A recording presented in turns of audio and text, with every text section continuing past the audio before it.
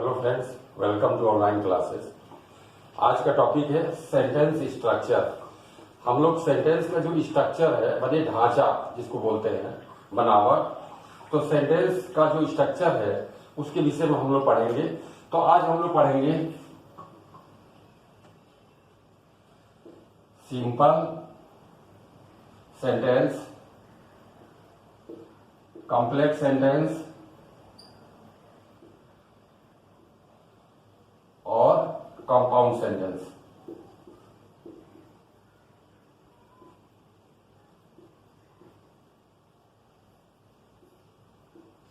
अब देखिए, हम लोग आज सिंपल सेंटेंस को देखेंगे, कॉम्प्लेक्स सेंटेंस क्या होता है और कंपाउंड क्या होता है। पहले आपको कुछ मैं बताऊं। सिंपल सेंटेंस वो सेंटेंस होता है जिसमें एक सब्जेक्ट और एक प्रेडिकेट होगा, यानी एक सब्जेक्ट होगा और दूसरा उसमें एक कम से कम फाइनाइट वर्ब होगा, तो वो सिंपल सेंटेंस होगा। एक सब्जेक्ट और एक फाइनाइट वर्ब, इस तरह भी आप समझ सकते हैं कि एक सब्जेक्ट और दूसरा प्रेडिकेट, वो सिंपल होगा। कॉम्प्लेक्स सेंटेंस क्या होता है? कॉम्प्लेक्स सेंटेंस में इसमें दो क्लॉज होते हैं, एक प्रिंसिपल क्लॉज और दूसरा सबऑर्डिनेट क्लॉज। और सबऑर्डिनेट क्लॉज को भी 3 क्लॉज में डिवाइड किया गया है, noun clause, adjective clause, adverb clause. वो जब हम आगे noun clause, adjective clause, adverb clause अगले वीडियो में हम सब एक्सप्लेन करेंगे। तो ये कॉम्प्लेक्स सेंटेंस में दो क्लॉज होते हैं, प्रिंसिपल क्लॉज और सबऑर्डिनेट क्लॉज। इसके बाद जो कंपाउंड सेंटेंस होता है, कंपाउंड सेंटेंस में इसमें जो है कोई मतलब इसमें भी एक प्रिंसिपल और एक जो है क्या है, कोऑर्डिनेट क्लॉज होगा। लेकिन एक बात इसमें बहुत जरूरी है कि कंपाउंड सेंटेंस का जो भी सेंटेंस होगा कंजक्शन के पहले या बाद का, वो बिल्कुल वो सेल्फ डिपेंडेंट होता है, वो किसी सेंटेंस पर वो डिपेंड नहीं होता और उसको आप प्रिंसिपल क्लॉज कह सकते हैं, क्योंकि उसमें सभी में एक सब्जेक्ट और एक फाइनाइट वर्ब होगा। लेकिन ये कॉम्प्लेक्स में ऐसा नहीं है।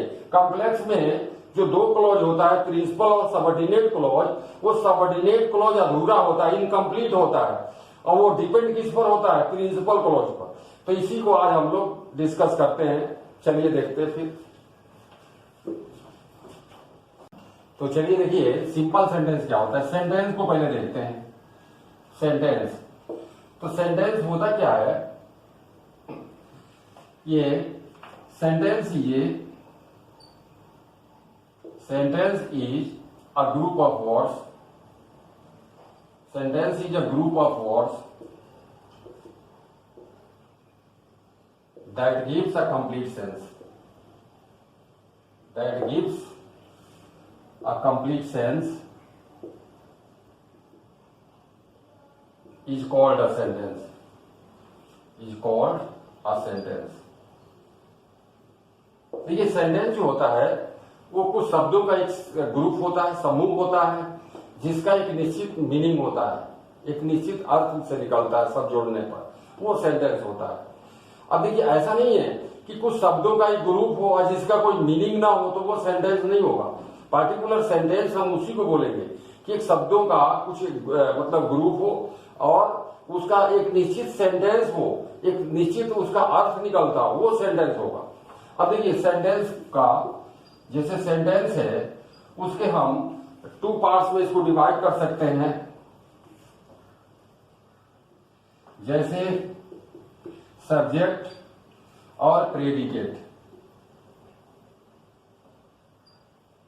सब्जेक्ट और प्रेडिकेट, सेंटेंस के 2 भाग होते हैं, सब्जेक्ट और प्रेडिकेट, सब्जेक्ट पार्ट या प्रेडिकेट पार्ट। अब इसे एग्जाम्पल क्या है? Ravi is a good boy. A good boy. अब देखिए, इसमें रवि क्या है? सब्जेक्ट है, और इज ए गुड बॉय क्या है? ये प्रेडिकेट है। प्रेडिकेट क्या होता है? जो सब्जेक्ट के विषय में कुछ बताता है वो प्रेडिकेट होता है, और जो सब्जेक्ट होता है वो जो है क्या है, उसको कोई मतलब उसका एक निश्चित मतलब एक्शन होता है, कोई कार्य होता है या उसके विषय में बताया जाता है। तो जैसे देखिए, अब ये सेंटेंस है Ravi is a good boy, इसको हम सिंपल सेंटेंस भी कह सकते हैं। क्यों? सिंपल सेंटेंस में देखिए, ये रवि क्या है? ये सब्जेक्ट है, और ये जो इज है ये वर्ब है, ये फाइनाइट वर्ब है, ये फाइनाइट वर्ब है। फाइनाइट वर्ब क्या होता है? जो सब्जेक्ट के नंबर, पर्सन और टेंस के अनुसार बदलता है, वो फाइनाइट वर्ब होगा। तो देखिए, इसको हम सिंपल सेंटेंस कह सकते हैं, क्योंकि एक सब्जेक्ट है और एक फाइनाइट वर्ब भी है। जैसे ये इजमार जो है टू बी क्रिया होता है। अब जैसे देखिए, अब आई एम अ टीचर। अब आप देखिए, रवि के साथ इज था, आई के साथ एम हो गया, बदल गया ना। तो इस तरह से जैसे ही वॉज और doctor, he was a doctor. अब देखिए, ये भी देखिए अब टेंस के अनुसार बदल गया, वही इज हमार का सेकेंड फॉर्म वॉज वर्ब हो जाएगा। तो इस तरह से जिसमें एक सब्जेक्ट और एक फाइनाइट वर्ब हो, वो सिंपल सेंटेंस होता है। अब आपको सिंपल सेंटेंस का और भी आप देख सकते हैं, जैसे he reads a book, he reads a book. अब देखिए, ही सब्जेक्ट है और ये रीड क्या है? ये फाइनाइट वर्ब है, रीड्स। इसी तरह से they played a match, they played a match. अब आप देखिए, दे क्या है? सब्जेक्ट है, और ये प्लेड क्या है? ये वर्ब है, फाइनाइट वर्ब है। ये इसको और टोटल ये प्रेडिकेट पार्ट है। तो आप सिंपल सेंटेंस के विषय में आप अच्छी तरह से समझ गए होंगे कि सेंटेंस होता क्या है और सिंपल सेंटेंस क्या होता है। अब हम लोग इसके बाद जो है कॉम्प्लेक्स सेंटेंस के विषय में पढ़ेंगे। अब कॉम्प्लेक्स सेंटेंस को हम लोग देखते हैं। Complex sentence, complex sentence, complex sentence क्या होता है? इसको हिंदी में जटिल वाक्य बोलते हैं। और ये कॉम्प्लेक्स सेंटेंस को हम कैसे पहचानते हैं? देखिए, कॉम्प्लेक्स सेंटेंस का मेन पहचान है कि इसमें दो क्लॉज होगा, एक प्रिंसिपल क्लॉज और दूसरा सबऑर्डिनेट क्लॉज होगा। तो सबऑर्डिनेट क्लॉज जो है उसको कैसे पहचानते हैं? उसमें कंजक्शन, पहले आपको हम बता दें, इसमें ये जानने के लिए पहले सबऑर्डिनेटिंग कंजक्शन को जानना जरूरी है। सबऑर्डिनेटिंग कंजक्शन को,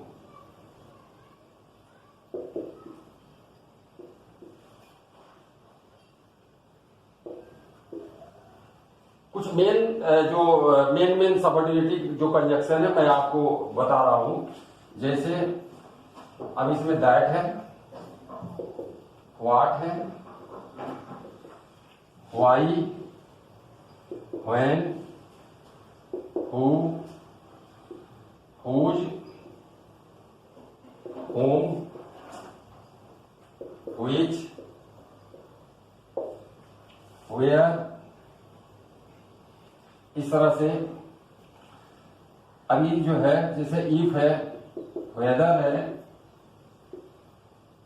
सो दैट, लेस्ट है,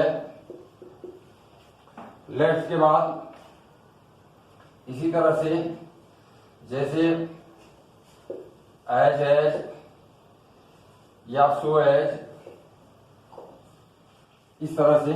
तो ये कुछ ये कंजक्शन आपके सामने हमने लिखे हैं मेन, अभी और भी होते हैं। तो देखिए, अभी तो आपको कॉम्प्लेक्स सेंटेंस के विषय में हम समझाना चाहते हैं कि होता क्या है, कैसे पहचानते हैं। तो देखिए, it is certain that he will win the match. अब देखिए, that he will win the match, that क्या है? ये आप देखिए, दैट ये सबऑर्डिनेटिंग कंजक्शन है, और सबऑर्डिनेटिंग कंजक्शन से जो सेंटेंस जुड़ा होता है वो क्या होगा? वो इसको बोलते हैं सबऑर्डिनेट। क्या है? Subordinate clause, subordinate clause. और उसके पहले जो होता है वो प्रिंसिपल क्लॉज।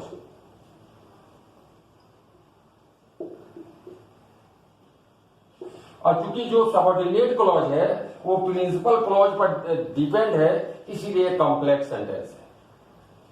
क्लियर? और भी आप देखिए, please pay attention to, pay attention to what I am going to say.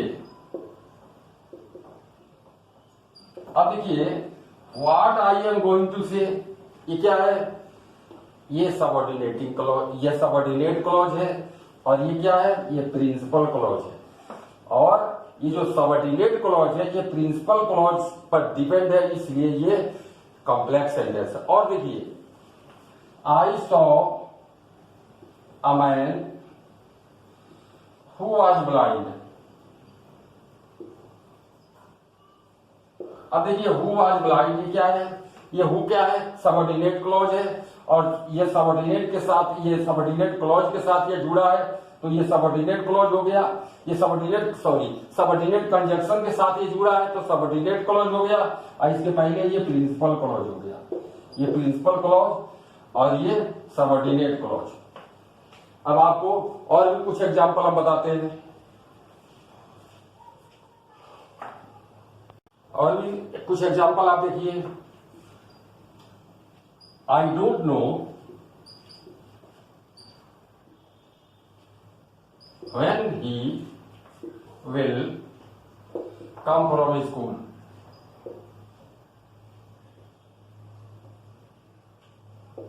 अब देखिए, when he will come from school ये सबऑर्डिनेट क्लॉज है और ये प्रिंसिपल क्लॉज है।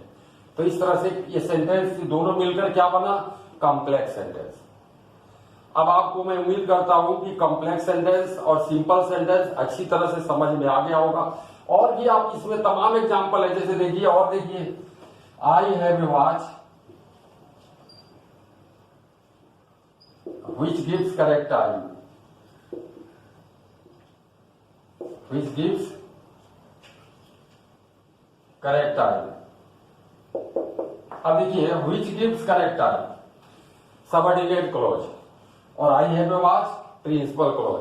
ये सबऑर्डिनेट क्लॉज प्रिंसिपल क्लॉज पर डिपेंड है, इसलिए। और कंजक्शन कौन सा आया है, सबऑर्डिनेटिंग कंजक्शन आया है, इसीलिए ये सबऑर्डिनेट क्लॉज है, और ये इसीलिए ये कॉम्प्लेक्स सेंटेंस है। अब आप कॉम्प्लेक्स सेंटेंस को, अब बिल्कुल और भी कंजक्शन है, आप उसको आप जो प्रैक्टिस कर सकते हैं। अब हम लोग कंपाउंड सेंटेंस के विषय में पढ़ते हैं, कंपाउंड क्या होता है। तो अब हम लोग कंपाउंड सेंटेंस के विषय में सीखते हैं। कंपाउंड सेंटेंस,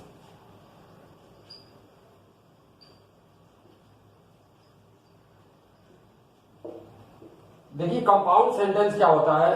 कंपाउंड सेंटेंस में कंजक्शन के पहले या बाद में जो भी सेंटेंस होगा, वो सेंटेंस बिल्कुल किसी पर कोई सेंटेंस डिपेंड नहीं होता है, वो बिल्कुल सेल्फ डिपेंडेंट होता है सेंटेंस। और उसको हम जैसे प्रिंसिपल क्लॉज भी बोल सकते हैं। कंपाउंड सेंटेंस में दो या दो से अधिक प्रिंसिपल क्लॉज हो सकते हैं एक साथ। तो अब इसको पहचाने कैसे, जो कोऑर्डिनेटिंग कंजक्शन है उससे हम कंपाउंड को पहचानते हैं। अभी आपको बताया था कॉम्प्लेक्स सेंटेंस, कॉम्प्लेक्स सेंटेंस कैसे पहचानेंगे, तो सबऑर्डिनेटिंग कंजक्शन जो आपको मैंने बताया था, उनमें से कोई कंजक्शन से अगर सबऑर्डिनेट क्लॉज अगर है, अगर मतलब जुड़ा हुआ है, तो वो क्या होगा, सबऑर्डिनेट मतलब जो क्लॉज अगर है तो वो कॉम्प्लेक्स सेंटेंस होगा।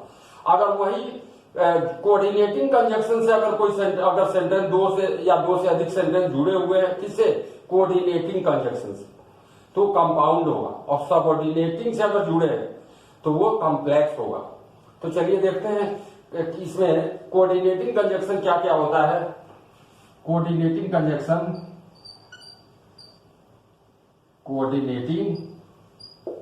कंजक्शंस, देखिए, इसमें जैसे एंड है, as well as, both and, both के साथ एंड आता है। Not only but also, not only के साथ बट ऑल्सो आता है। इसके बाद है आइदर और, जहां चॉइस होगा वहां आइदर और, अफर्मेटिव के लिए, नेगेटिव के लिए नाइदर नॉर, नाइदर के साथ नॉर आएगा, या अदरवाइज, या एल्स, जिसका मीनिंग होता है अन्यथा, go to school in time, otherwise else you will be late. इसके बाद but, yet, still, so therefore, hence या फॉर। देखिए जहां बिकॉज का सेंस हो वहां हेंस या फॉर लगा देंगे तो कंपाउंड सेंटेंस हो जाएगा। अभी एग्जांपल आपको बताते हैं, चलिए देखिए। He went to Delhi in March and he came from there in July. अब आप देखिए, and he came from there in July. अब देखिए, एक ये सेंटेंस है कंजक्शन के पहले और ये दूसरा ये सेंटेंस है। तो आप ये चीज आप देख रहे हैं कि ये दोनों में कोई सेंटेंस किसी पर डिपेंड नहीं है। ही वेंट टू दिल्ली इन मार्च, बिल्कुल कंप्लीट ये सेंस, ये मीनिंग रखता है अपना, बिल्कुल कंप्लीट इसका भाव है। ही केम फ्रॉम देयर इन जुलाई, ये भी कंप्लीट है अपने आप में। और ये कंजक्शन क्या है? कोऑर्डिनेटिंग कंजक्शन है, इसलिए कंपाउंड सेंटेंस है। अब आगे देखिए, he worked hard so he passed, so he passed. अब देखिए, सो आया कंजक्शन और सो ही पास्ड। अभी देखिए, ये कौन सा कंजक्शन है? कोऑर्डिनेटिंग है, इसलिए कंपाउंड सेंटेंस है ये। और देखिए, he worked hard but he failed. अब देखिए बट, अब यहां बट आया है, कौन सा कंजक्शन? कोऑर्डिनेटिंग कंजक्शन, इसलिए कंपाउंड सेंटेंस है। आगे और देखिए, आई respect him for he is my teacher. अब देखिए, आई रेस्पेक्ट हिम, अब ये फॉर क्या है? ये कंजक्शन है। कौन सा कंजक्शन? कोऑर्डिनेटिंग कंजक्शन, इसलिए कंपाउंड सेंटेंस। तो आपको कंजक्शन, सबऑर्डिनेटिंग कंजक्शन और कोऑर्डिनेटिंग कंजक्शन को जानना जरूरी है। अगर किसी सेंटेंस में सबऑर्डिनेटिंग कंजक्शन आया है तो कॉम्प्लेक्स सेंटेंस है। और कॉम्प्लेक्स सेंटेंस में एक बात और देखना है, सबऑर्डिनेट क्लॉज प्रिंसिपल क्लॉज पर डिपेंड होता है, लेकिन कंपाउंड में कोई भी क्लॉज किसी क्लॉज पर डिपेंड नहीं होगा, सेल्फ डिपेंडेंट होता है। तो मैं उम्मीद करता हूं कि आपको सिंपल सेंटेंस, कॉम्प्लेक्स और कंपाउंड सेंटेंस अच्छी तरह से समझ में आ गया होगा। और आगे के नेक्स्ट वीडियो में हम नाउन क्लॉज, एडजेक्टिव क्लॉज और एडवर्ब क्लॉज को बताने जा रहे हैं। इसी के साथ आपसे थोड़ा रिक्वेस्ट है कि वीडियो को ज्यादा से ज्यादा लाइक, शेयर और सब्सक्राइब कीजिए। धन्यवाद।